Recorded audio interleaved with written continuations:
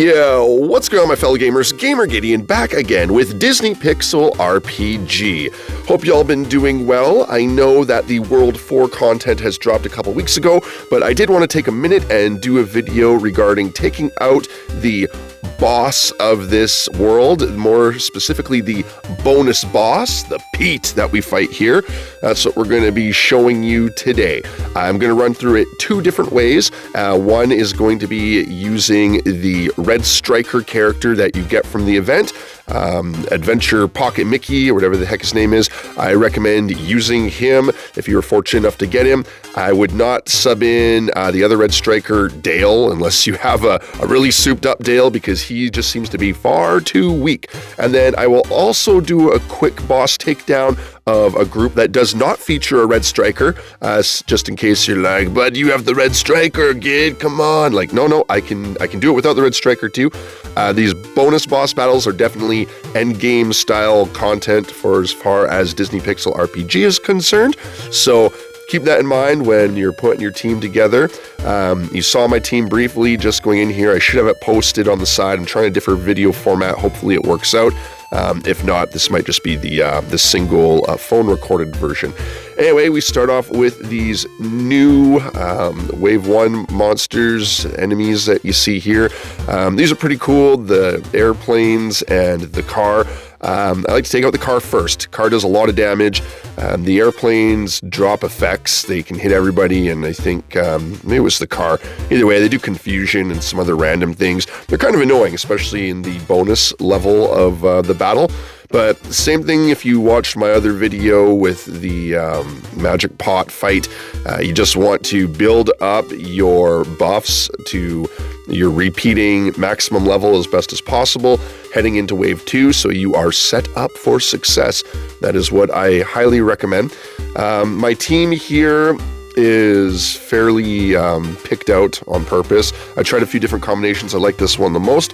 I'll get into that in just a minute. Let's talk about Pete and his cronies here.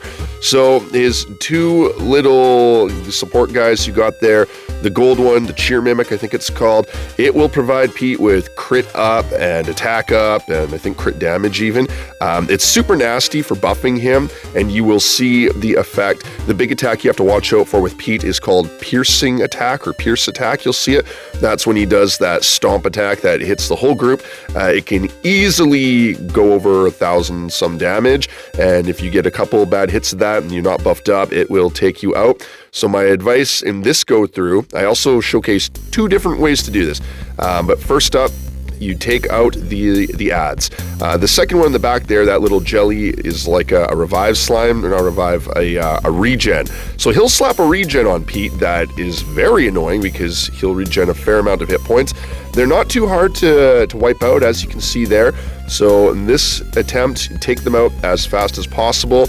Don't do a lot of damage to Pete. You kind of don't want him going into berserk mode until after those two ads are taken out. Once they're taken out, you can focus on him. I would keep your buffs up with the genie, of course. He's going to help you out with your attack up. You got your evasion up, and my genie also does the other thing. Is it regen? Defense? I don't know, whatever. Can't remember. Pete is actually really good. One thing that you'll notice is if you have a character who can actually drop defense, Pete the boss here isn't immune to defense down, so you can totally take down his defense, which helps a lot, especially when his defense is buffed up and you need to counteract it because of the Cheer Mimic. Keep healed. This is a single healer run. Usually I'm pretty cautious and I'll run two healers, and this one I find you didn't really need to have two. This is actually not the most difficult bonus boss, I think. It's been a while since I did 1, 2, and 3, but I believe the Pete one is actually pretty manageable if you got a decent enough crew. Other things I like about my team here is they have EX attacks that do additional damage when you meet those circumstances, like using abilities, having above a certain percentage of health. It's really helpful to get those extra hits in, keep the bar down. So you'll notice what happened there in the recovery mode. The Pete guy, he'll use revive, and he will revive his two little ads who will start buffing him up again. Something to keep in mind, because you may want to just clear the ads out right away. don't clear them out right away. If you destroy the ads while he's still in recovery mode, he will revive them again before he gets to his regular mode here.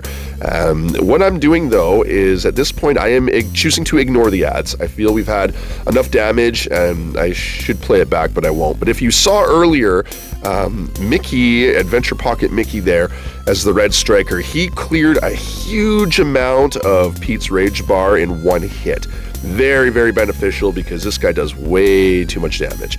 And there, so that round we did over 30,000 damage, and he's down. He's down for the count, but you still have to take out the ads. So if you come into this and you're close to death, you got to be really careful because the ads, although they are not much of a threat and you can take them out fairly fast, they could still attack you, and they could wreck your clear that way if you're hanging on by a thread. But if you're decent enough, you got a bit of hit points left, you should be okay. They don't hit too hard. As you can see, they go down pretty fast. Once again, in like my old video, I don't use the miracle ability of the attack and defense up. I much prefer the health regen, especially with this group, and the SP refill that the second miracle ability gives you. That's become my new favorite, especially for taking on endgame content in this particular game so far. Alright, so now we're just going to jump to the boss fight, and this is my play of it without Redstriker Adventure Pocket Mickey.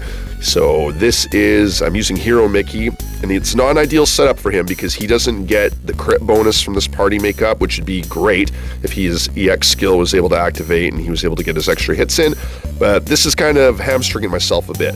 My style of approach to this fight is also a little different. I am going to completely ignore the ads, so my only focus is staying buffed and damaging Pete as much as possible. You want to keep the defense down on him when you're hitting him. You can see that they actually do a pretty good amount of damage to him, but if, again, like with all these fights, there's a level of RNG, so you want to do things that are going to kind of swing the RNG more in your favor, understanding it's not going to necessarily be perfect and stuff can always go wrong.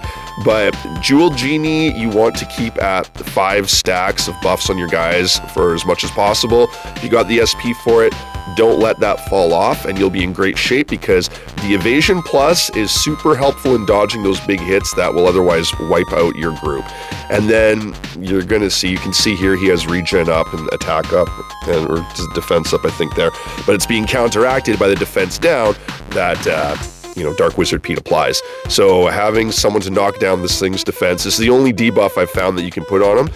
That was a very dangerous round. He almost double stomped us into oblivion, but fortunately we were holding on from max health.